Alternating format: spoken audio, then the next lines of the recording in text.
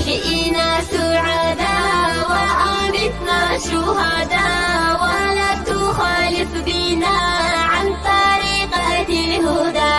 يا من لا مثل له في ذاتي وصفاتي، اغفر لنا ما مضى واصلح لنا ما يأتي. أنت ثبت يا ربي حب النبي في قلبي، حب النبي في قلبي.